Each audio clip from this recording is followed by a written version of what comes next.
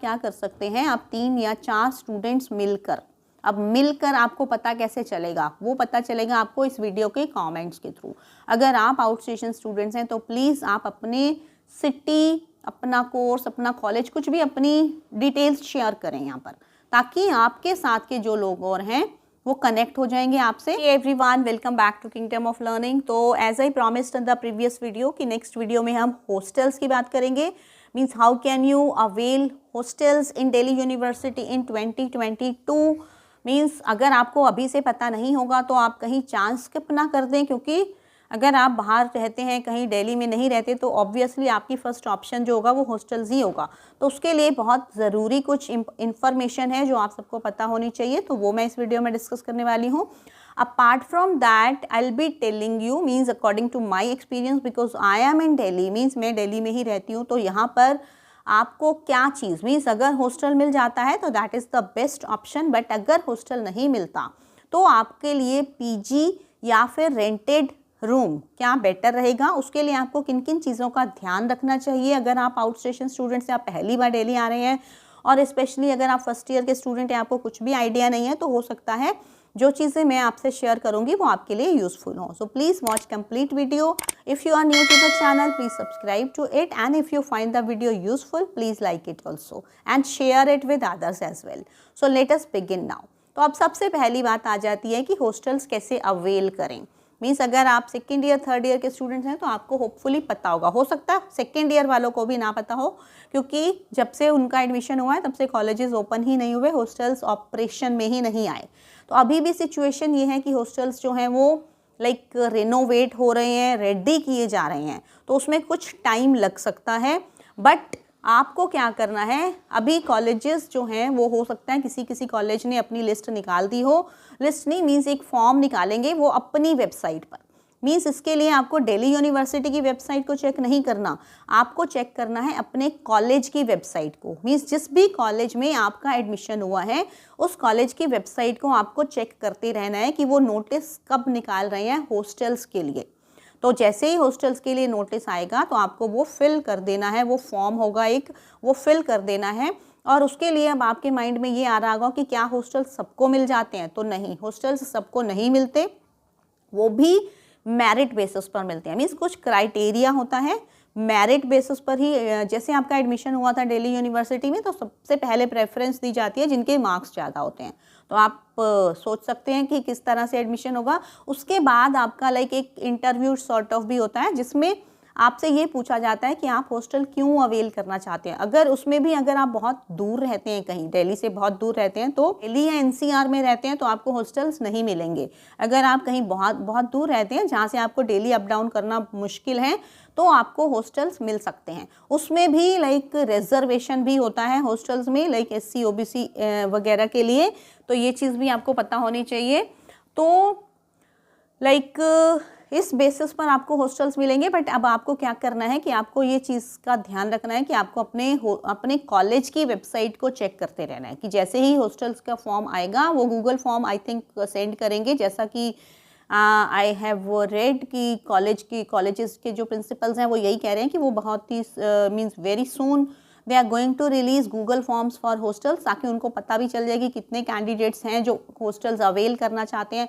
But I think जब तक वो फॉर्म्स निकालेंगे तब तक बहुत सारे स्टूडेंट्स जो हैं वो ऑलरेडी पीजीज वगैरह बुक करा चुके होंगे, तो कोई भी डबल पैसा खर्च नहीं करेगा। तो हो सकता है वो चीज़ आपके लिए फ़ायदेमंद भी हो जाए, जो बिल्कुल ही हॉस्टल्स में ही रहना चाहते हैं तो हो सकता है इजीली भी मिल जाए उनको। तो let us hope for the best. तो अब एक चीज़ और आपके माइंड में आ सकती है कि अगर आप सपोज़ एक कॉलेज में एडमिशन हुआ है आपका और आप किसी दूसरे कॉलेज के हॉस्टल में रह सकते हैं, तो आंसर है नो। आप सिर्फ उसी कॉलेज के हॉस्टल में रह सकते हैं जिसमें आपको एडमिशन मिला है। तो आपको पता ही, पहले तो आपने ये चेक करना है कि आपके कॉलेज में हॉस्टल है या नहीं है, आपके कॉलेज वाले हॉस्टल प्रोवाइड करवाते हैं या नहीं करवाते। और अगर नहीं करवाते तो अब आपके लिए 2 ऑप्शंस और रह जाते हैं, जो कि पहला होता है पीजी, दूसरा होता है रेंटेड फ्लैट या अपार्टमेंट या कुछ भी। तो अब इसमें क्या है कि पीजीज़ की अगर हम बात करें तो पीजीज़ क्या होते हैं, वो बहुत एक्सपेंसिव होंगे। अभी तो वैसे ही रेट्स बहुत हाई हो रहे हैं, ब्लैक मार्केटिंग हो रही है, बीच में बहुत सारे डीलर्स मिलेंगे आपको, कि हम आपको पीजी दिलवा देंगे, हम आपको पीजी दिलवा देंगे। तो I will personally suggest you guys कि प्लीज़ इन ऐसे लोगों से दूर रहें जो कहेंगे कि हम दिलवाएंगे। और अगर आप मीन्स उनको जानते नहीं हैं तो आप बिल्कुल भी उनकी बातों में बिल्कुल नहीं आए। और सबसे बढ़िया ये होगा कि अगर आपके कोई रिलेटिव दिल्ली में रहते हैं तो आप उनको साथ लेकर पीजीज वगैरह देखने जाएं। मीन्स इसके लिए भी आपको कुछ चीज़ों का ध्यान रखना चाहिए। लाइक आपको कोशिश ये करनी चाहिए कि जहाँ पर आपका कॉलेज है उसके आसपास मिल जाए तो बहुत बढ़िया है, बट आसपास के एरियाज़ में ऑब्वियसली बहुत कॉस्टली होंगे, उनके रेट्स बहुत हाई होंगे। तो लाइक एक चीज़ तो ये आ जाती है, अगर आसपास वाला बहुत कॉस्टली है या अवेलेबल ही नहीं है तो थोड़ा दूर अगर आप ले रहे हैं तो दूर के लिए आपको ये चीज़ का ध्यान रखना होगा कि लाइक मेट्रो स्टेशन से उसकी कनेक्टिविटी हो या फिर बस वगैरह डायरेक्ट आती हो। तो यहाँ पर मैं एक चीज़ और बताना चाहूँगी कि आई थिंक कि गर्ल्स के लिए दिल्ली में डीटीसी की जो बसेस हैं वो फ्री हैं। मीन्स काफ़ी टाइम पहले ऐसा ऑर्डर आया था, अभी भी आई थिंक सो कि है ऐसा, मैंने ट्रैवल नहीं किया काफ़ी टाइम से बस से, तो आई थिंक है फ्री। तो गर्ल कैंडिडेट्स इस चीज़ को भी कंफर्म कर लें कि अगर थोड़ा दूर भी है तो लाइक अगर बस में फ्री है तो आपको वो चीज़ आपके लिए सूटेबल रहेगी।